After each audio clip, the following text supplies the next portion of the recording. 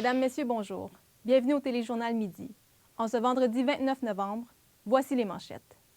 Le premier ministre irakien a annoncé aujourd'hui qu'il démissionnerait, comme l'a réclamé le grand ayatollah Ali Sistani, figure titulaire de la politique, au lendemain d'une des journées les plus sanglantes en 2 mois d'une contestation marquée par plus de 400 morts. Plusieurs personnes ont été blessées à Londres vers 14 heures, heure locale, lors d'une attaque à l'arme blanche au pont de Londres, dans le centre de la capitale britannique. Plusieurs coups de feu ont été tirés et un homme a été arrêté, a indiqué la police britannique.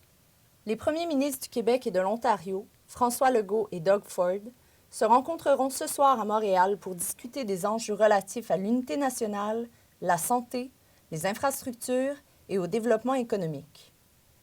À Paris et à Montréal, plusieurs militants écologistes ont profité du Vendredi fou, le Black Friday, pour dénoncer la surconsommation. À Montréal, des militants d'Extinction Rébellion se sont mobilisés au centre-ville. Le 2 décembre prochain aura lieu l'élection partielle dans Jean Talon, à Québec. Selon les sondages, la coalition Avenir Québec demeure en tête des intentions de vote, suivie par Québec solidaire. Mercredi, la Société québécoise du cannabis a annoncé qu'elle ne vendra pas de produits de vapotage au cannabis.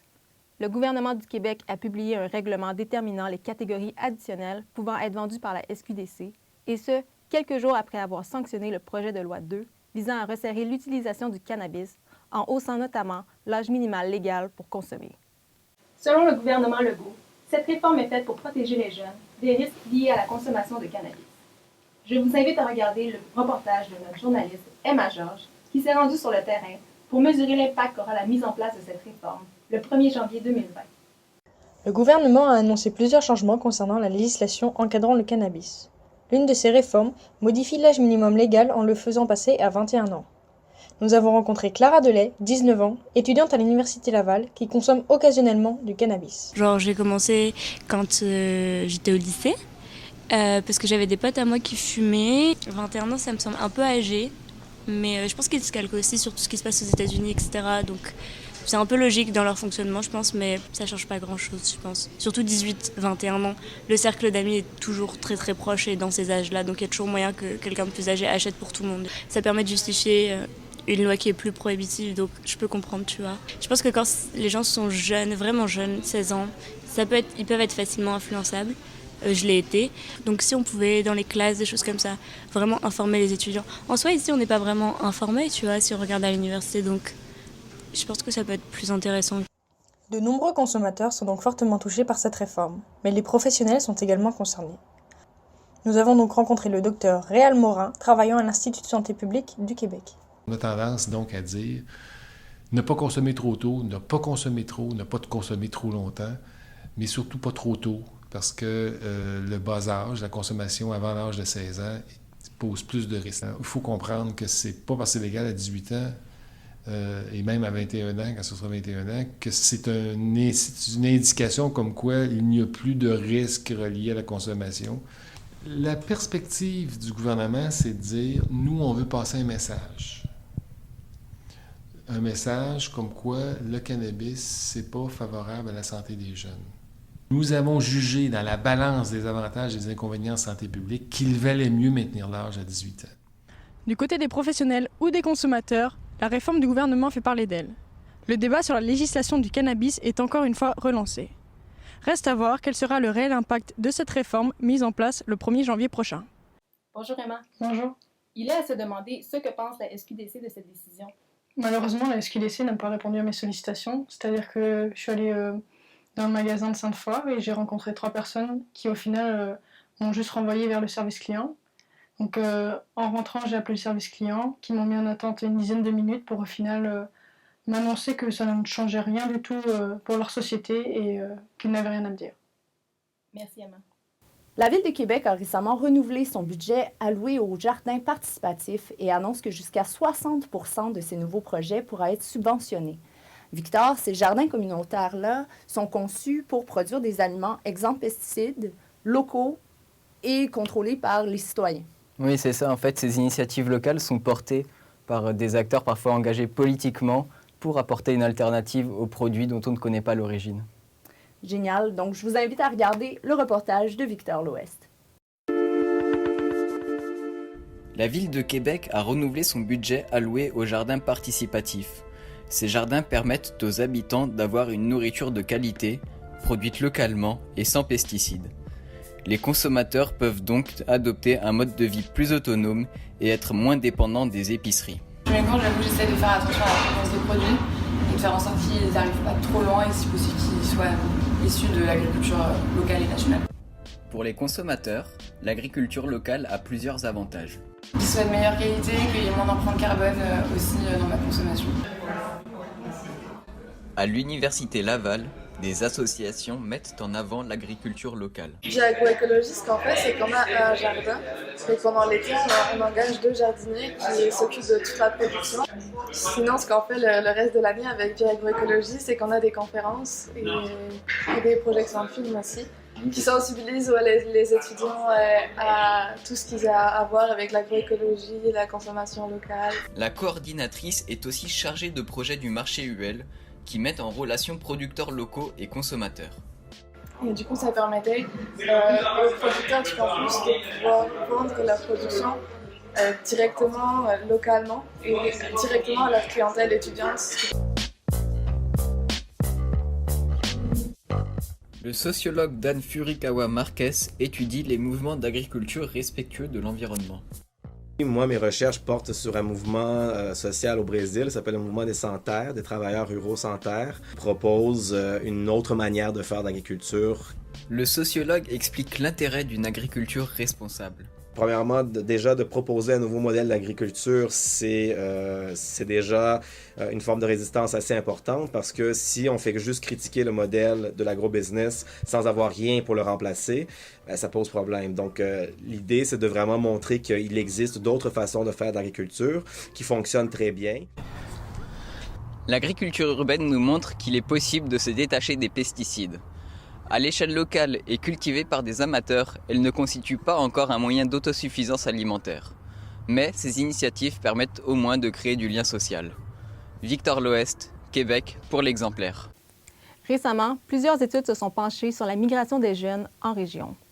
Vous, Léa Harvey, vous êtes allée visiter la MRC de Charlevoix dans la grande région de la capitale nationale. Oui, effectivement, comme on va pouvoir le voir sur le graphique qu'on va montrer à l'écran, selon les chiffres de l'Institut de la statistique du Québec, on observe que la population, que la proportion des 25-29 ans va augmenter de 4 % sur le territoire de la capitale nationale d'ici 2041 et que la proportion des 40-44 ans augmentera de 6 %. Donc, pour Charlevoix, qui est une région qui connaît un vieillissement accru de sa population, la migration des jeunes vers son territoire est notamment un enjeu très important. Donc, les chiffres sont assez optimistes. Voyons maintenant le reportage de Léa Harvey. Si dans Charlevoix, plus particulièrement, on observe un vieillissement accru de la population, on remarque tout de même que la région attire de plus en plus de jeunes adultes qui viennent s'y installer et fonder leur famille. Comme de nombreux jeunes adultes, l'enseignante Émilie Labbé, après avoir étudié 4 ans à Trois-Rivières en enseignement du français, a décidé en 2013 de revenir s'établir dans Charlevoix, sa région natale. Quand on va en ville à 18, 20 ans, 25 ans, c'est super agréable, mais à un moment donné, la qualité de vie en campagne, on découvre que c'est fondamental, c'est plus précieux. Donc, en plus que ce soit super beau, les paysages, la nature, bien, on a accès aux fleuves pour faire des sports, on a accès aux montagnes. Donc, on a accès à tout dans une petite région qui est pas très grande, mais en même temps, on est très proche de Québec. Le retour des jeunes en région est effectivement un enjeu majeur pour la municipalité de Charlevoix, et ce, depuis plusieurs années. La directrice générale de la MRC, Mme Karine Horvat, le confirme. Charlevoix a été l'une des premières municipalités au Québec à s'impliquer auprès de Place aux jeunes en région, un organisme qui favorise la migration et le maintien de diplômés en région. De plus en plus, je pense qu'il y a cette ouverture-là et cet intérêt-là de plusieurs jeunes de vraiment quitter la ville puis de choisir une région où la qualité de vie, l'environnement, le développement durable est une valeur ajoutée. Selon le sociologue Dominique Morin, professeur titulaire à l'Université Laval, ce que l'on observe dans Charlevoix se produit également dans plusieurs MRC. Si on peut expliquer la migration des jeunes en région par des facteurs économiques, M. Morin soutient que le phénomène s'explique principalement par la promotion des régions faite massivement dans les années 90. On a pu voir les flux migratoires depuis les années 90, mais encore davantage depuis les années 2000-2010. comme étant des mouvements d'électrons libres. Là, au contraire, il y a une activité appuyée par l'État québécois puis des mobilisations locales qui fait la promotion de ces migrations-là, qui les accompagne. La migration des jeunes est donc un enjeu majeur pour Charlevoix, mais également pour toutes les régions du Québec. Selon M. Morin, si on observe une croissance des grandes MRC, une revitalisation des plus petites municipalités devra également avoir lieu afin d'assurer la survie de toutes les régions. C'était Léa Harvey pour l'exemplaire Baie-Saint-Paul. Dans la nuit du 2 au 3 novembre dernier, les Québécois ont dû reculer l'heure pour revenir à l'heure normale d'hiver. Chaque année, plusieurs vivent difficilement ce yo-yo temporel. Myriam Bouliane s'est intéressée aux effets néfastes de ce changement d'heure sur les étudiants et, de surcroît, leur réussite académique. Je vous invite à regarder son reportage. Il est 16 heures et il fait déjà noir. Le changement d'heure, notamment vers l'heure d'hiver, affecte les étudiants. Insomnie, manque de concentration, fatigue. Marianne est étudiante à la maîtrise et chaque année, elle vit une dépression saisonnière. Le changement d'heure chamboule son horaire et elle doit redoubler d'efforts dans ses études. Je me sens plus fatiguée d'habitude après que l'heure est changée. Il y a des journées où comme j'ai pas envie de me lever, j'ai pas envie de rien faire, puis comme tout me prend plus d'efforts à faire. C'est sûr que ça va affecter mes études, ça me prend plus de temps pour compléter mes tâches. Puis comme par exemple, j'ai tendance à prendre moins de cours à la session d'hiver parce que je sais que ça va être plus difficile, donc je vais avoir besoin de prendre plus de temps pour compléter mes tâches. Au Québec, le changement d'heure remonte après la Première Guerre mondiale. À l'origine, l'objectif était d'économiser de l'énergie, mais les raisons de l'époque ne font plus de sens aujourd'hui. Dans les dernières années, plusieurs pays ont aboli le changement d'heure. La sociologue Valérie Harvey a déposé en 2013 une pétition à l'Assemblée nationale pour l'abolir, puisque cela a plusieurs effets négatifs sur la santé. S'habituer à un nouveau rythme circadien, on le sait quand on voyage puis qu'on va avoir le décalage horaire, c'est toujours difficile pour le corps. Donc, pour certaines personnes, ça se fait très bien, ça prend quelques jours, puis voilà, on en est revenu.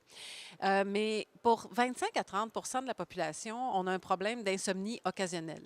Donc là, à ce moment-là, ça peut causer plus d'anxiété. Le fait de ne pas dormir, on peut stresser. Le changement d'heure peut arriver en période d'examen, donc ça nous cause une anxiété qui va peut-être durer plus qu'une semaine. Donc ça peut être plus difficile. C'était Myriam Bouliane pour l'exemplaire Québec. Alors, Myriam, y a-t-il eu des développements depuis sur la question? Oui, le gouvernement de la Colombie-Britannique a déposé début novembre un projet de loi pour abolir le changement d'heure. Par contre, au Québec, le débat refait surface à chaque année et aucune action gouvernementale n'est connue pour le moment. Donc, c'est donc à suivre. Merci, Myriam. De rien. Notre journaliste Victor Loès a d'ailleurs préparé cette semaine une chronique. Aujourd'hui, dans ma chronique, je vais vous parler d'une série web publiée sur la chaîne YouTube de l'École supérieure de journalisme de Lille, dans laquelle ils font une série de portraits de jeunes journalistes. Et donc, ces jeunes journalistes sont exposés aux critiques qu'on peut leur faire.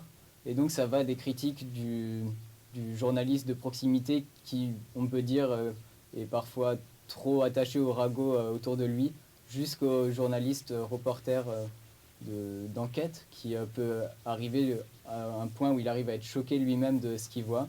Et donc, finalement, ça montre que les journalistes sont conscients du monde du métier qu'ils pratiquent et sont loin d'idéaliser leur métier. Et puis, est-ce que ces reportages-là peuvent donner le goût de se lancer en journalisme? Je pense qu'avec ce reportage, on n'a pas forcément plus envie de se lancer dans le journalisme. Ça montre surtout que pour faire ce métier-là, c'est avant tout une question de passionné. Et on voit même que ces journalistes-là sont parfois précaires, donc faut avant tout vouloir plutôt que donner envie. Donc je vous invite à en écouter un extrait.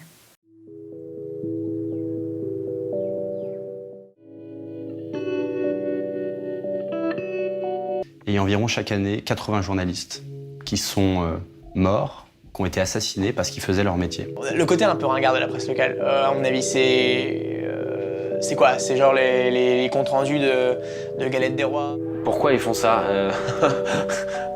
Demande-leur. Au Québec, la loi 54 visant l'amélioration de la situation juridique de l'animal célébrera son 4e anniversaire. Érika Bisaillon est allée rencontrer quelques personnes impliquées dans la lutte pour le bien-être animal afin de savoir si la loi a eu un impact sur la situation des animaux domestiques de Québec. Je vous invite à regarder son reportage. Adoptée le 4 décembre 2015, la loi visant l'amélioration de la situation juridique de l'animal modifiait le Code civil du Québec afin que les animaux soient désormais considérés comme des êtres vivants, doués de sensibilité, capables de ressentir la douleur et ayant des impératifs biologiques. Jusque-là, un animal avait légalement les mêmes droits qu'un meuble. Le propriétaire du refuge Les Fidèles Moustachus, Samuel Côté, constate néanmoins que la loi 54 n'a pas eu d'impact notable sur la condition des animaux de la Ville de Québec. Selon lui, le manque de ressources financières et humaines est au cœur du problème. C'est sûr que moi, sur le plancher, directement avec les animaux, j'ai pas vraiment vu d'impact depuis que la loi est passée. C'est sûr que on en a entendu parler. Je sais pas au niveau justement plus législatif si ça les a aidés ou non, mais moi, quand je parle, mettons, des animaux abandonnés, j'ai rien vu. C'est qu'il y a un gros manque d'effectifs. Puis encore là, tant qu'on décidera pas d'injecter peut-être un petit peu plus de ressources là pour régler le problème à long terme, là, tout ce qu'on fait, c'est que je trouve qu'on entretient le problème. En effet, 15 des 300 inspecteurs à l'emploi du MAPAC seraient affectés à la santé et au bien-être animal dans toute la province. En 2015, le ministre de l'Agriculture de l'époque, Pierre Paradis, souhaitait donc faire passer le Québec de l'une des juridictions les plus laxistes à l'une des plus strictes en matière de règles sur le bien-être animal en Amérique du Nord. À noter qu'au moment d'adopter la loi 54 en 2015, il y avait 21 inspecteurs au Québec pour environ 250 en Ontario. On obtient le même son de cloche du côté de la cofondatrice de l'organisme Mouvement Chat Errant, Chloé Adler, qui constate toutefois un changement culturel. On ne peut pas donner suite à toutes les demandes qui sont quand même restées relativement importantes eu égard les 4 dernières années. Disons qu'on n'a pas constaté ni de hausse ni de baisse, c'est resté quand même constant. Donc si on y va avec l'impact de la loi en termes de nombre de chats errants à traiter, nous, Mouvement Chat Errant, c'est resté identique. Par contre, en termes sur le volet sensibilisation, conscientisation de la population, là, on constate une évolution positive. Est-ce que c'est corollaire à la loi ou pas? Je pense que ça aide quand même. C'était Érika Bisaillon pour l'Exemplaire, Québec. En attendant le resserrement des législations actuelles, plusieurs organismes mettent sur pied des salons animaliers dans le but de sensibiliser et d'informer le public sur le bien-être animal. D'ailleurs, cette fin de semaine, le Club félin de Montréal sera présent à Laval dans le cadre de l'exposition féline Le Noël des chats, présentée au Centre Sport Expo. On retrouve maintenant Léa Harvey en direct du campus de l'Université Laval. Alors Léa, on annonce beaucoup de soleil aujourd'hui, n'est-ce pas?